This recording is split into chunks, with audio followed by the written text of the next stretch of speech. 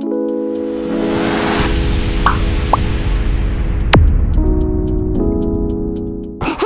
kids, today we'll see colors activity.